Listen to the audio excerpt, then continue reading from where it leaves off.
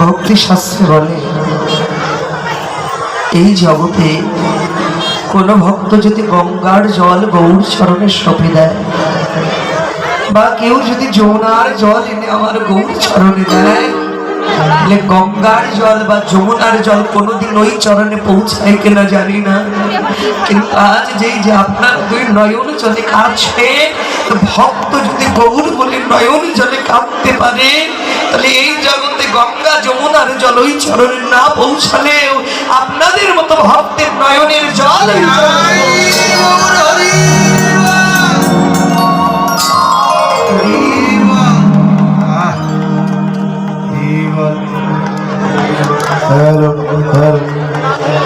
গৌর হরিবল। তো এই রূপ দেখে দূরে মানে দূরে চলে গেল দরপকনা কন্দর্প মদন। সৃষ্টিকর্তা ব্রহ্মার পুত্র এই মদন, কামদেব মদন, তিনি ছিল রূপবান। তিনি ভাবতেন এই জগতে আমি সবচাইতে রূপের মানুষ, আমার চাইতে সবচাইতে সুন্দর আর কেউ নেই জগতে।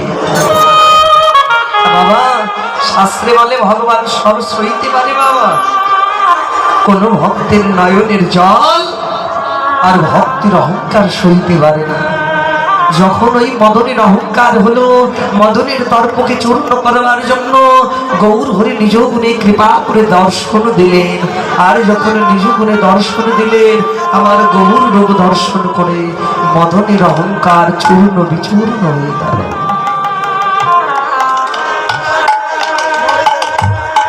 নাগরিক ওই রূপ দেখে আজ আমার কেমন দশা জানিস, এবার আমার দেয়া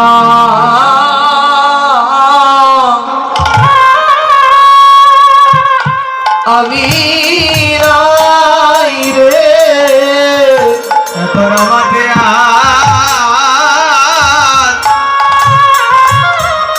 আর আমি নাই রে, এবার আমাকে ওরে আমি নাই রে, আমি সব সবেছি না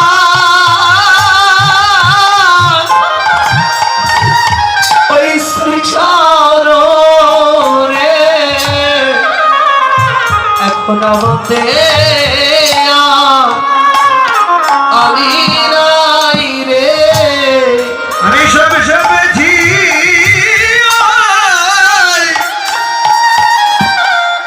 শ্রীচরণে, এখন আমাকে আর আমি নাই রে, আমি সব সবেছি না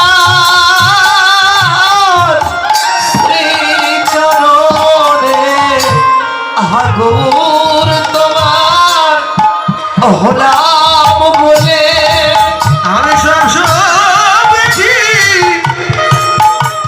হরি শ্রী চরণে, গৌর তোমার বলি তুমি ছাড়াই আমার কেহ নাই রে, আমি সব সবেছি হরি শ্রী চরণে, তুমি বিনা কেহ নাই রে, আমি সবেছি শ্রী চরণে, তুমি বিনা কেহ নাই রে, আমাদের আর আমি নাই রে, ওই না রূপে নয়ন দিয়ে গৌর তোমার হলাম বলে, সব সবেছি শ্রী চরণে, গৌর তোমার হলাম বলে, এখন আমাদের আমি নাই রে,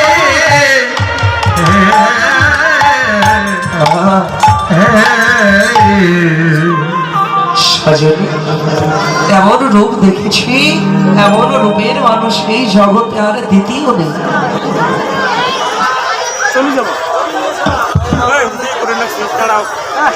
তা দান করে কেউ প্রণাম করবেন না।